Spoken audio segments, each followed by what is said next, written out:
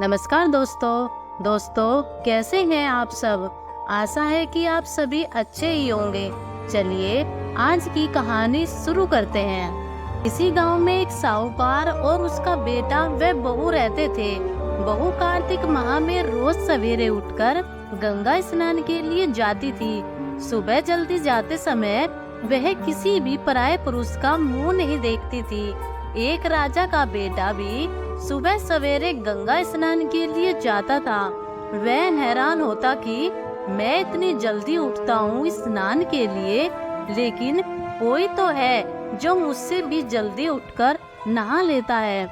कार्तिक माह के 5 दिन शेष बचे थे। एक दिन साहूकार की बहू तो स्नान करके वापस जा रही थी और उस समय राजा का बेटा स्नान के लिए आ रहा था। आवाज सुनकर वह जल्दी जल्दी जाने लगी, लेकिन जल्दबाजी में उसकी माला मोजड़ी छूट गई। राजा के बेटे ने उसकी माला मोजड़ी उठा ली और सोचने लगा, इस स्त्री की यह माला मोजड़ी इतनी सुंदर है, वह स्त्री कितनी सुंदर होगी। उसने पूरे गांव में मुनादी करा दी, जिसकी तह माला मोजड़ी है वह 5 रात मेरे पास आएगी। साहूकार के बेटे की बहू ने कहलवा दिया, मैं 5 रात आऊंगी, लेकिन किसी को साग भरने बैठा देना। राजा के बेटे ने एक तोते को पिंजरे में बंद कर गंगा किनारे पेड़ पर टांग दिया। बहू सुबह के समय आई, पहली पैड़ी पर पैर रखा और बोली, हे कार्तिक के ठाकुर राय दामोदर, 5 पांडु छठे नारायण, भीकम राजा उस पापी को नींद आ जाए। राजा के बेटे को नींद आ गई। बहू नहा धोकर चलने लगी तो तोते से बोली, सुआ सुआ तेरे गल डालो हीरा, मेरी साख भरियो वीरा। सुआ बोला कि कोई वीर भी साख भरता है क्या। वह फिर बोली, सुआ सुआ सवेरे तेरे पग गालूंगी, नेवर साख भरियो मेरे देवर। ठीक है भाभी, मैं तेरी साख रखूंगा। वह तो कहकर चली गई।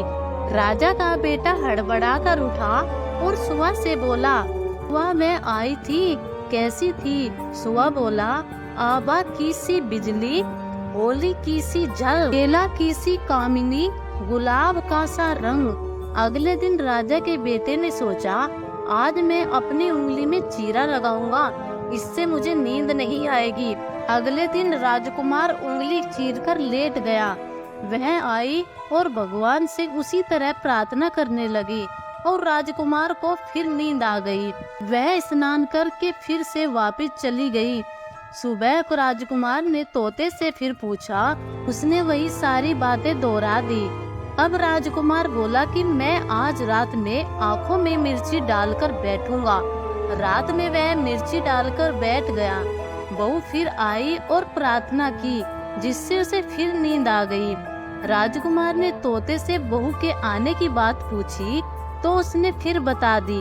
राजकुमार अब फिर सोचने लगा कि आज मैं बिना बिस्तर के ही बैठूंगा, और रात को बिना बिस्तर के ही बैठ गया। जब वह स्नान करने आई तो उसने फिर से भगवान से प्रार्थना की और राजकुमार को फिर नींद आ गई। जब वह नहाकर जाने लगी तो आंख बंद करके चली गई। राजकुमार फिर सोच में पड़ गया और सोचने लगा कि मैं आज अंगीठी जलाकर बैठूंगा, जिससे नींद नहीं आएगी। फिर वह रात को अंगीठी रखकर बैठ गया। साहूकार की बहू आई और वह भगवान से प्रार्थना करने लगी कि आपने 4 रातें तो निकाल ली, अब यह रात और निकलवा दो। भगवान ने उसकी बात रख ली और राजकुमार को नींद आ गई। जब वह नहाकर जाने लगी तो तोते से बोली, इस पापी को कह देना कि 5 रातें पूरी हो चुकी हैं, वह मेरी मोतियों की माला मेरे घर भिजवा दे। राजकुमार की आंखें खुली तो उसने तोते से पूछा, वह आई थी। हाँ वह आई थी, उसने अपनी माला मोजड़ी मंगवाई है। राजकुमार सोचने लगा कि वह तो सच्ची थी, तभी तो भगवान ने भी उसका सत रखा। कुछ समय के बाद राजकुमार को कोढ़ हो गया। राजा ने ब्राह्मण को बुलाकर पूछा कि मेरे बेटे का शरीर क्यों जल रहा है।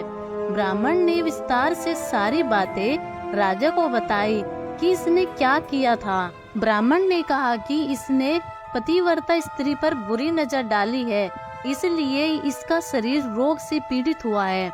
राजा ने उसके ठीक होने का कारण पूछा तो ब्राह्मण ने कहा, यह उस साहूकार की बहू को दर्प की बहन बनाए और रोज उसके नहाए हुए जल से स्नान करे, तब यह ठीक हो सकता है। राजा साहूकार की बहू की माला लेकर साहूकार के घर गया और बोला कि यह माला आपकी पुत्र वधू की है, इसे ले लो और अपनी बहू के नहाए हुए जल से मेरे बेटे को नहला दो। साहूकार बोला कि वह तो किसी पराये पुरुष का मुंह तक नहीं देखती, आप उसे इस नाली पर बैठा दीजिए, जब वह ऊपर नहाएगी तब नीचे इस नाली के पानी से आपका पुत्र नहा लेगा। राजकुमार ने ऐसा ही किया और कुछ समय के बाद उसका शरीर चंदन सा हो गया। कार्तिक माह में जैसे साहूकार की पुत्र वधू की लाज रखी, वैसे ही सबकी रखना। बोलिए भीखू भगवान की जय।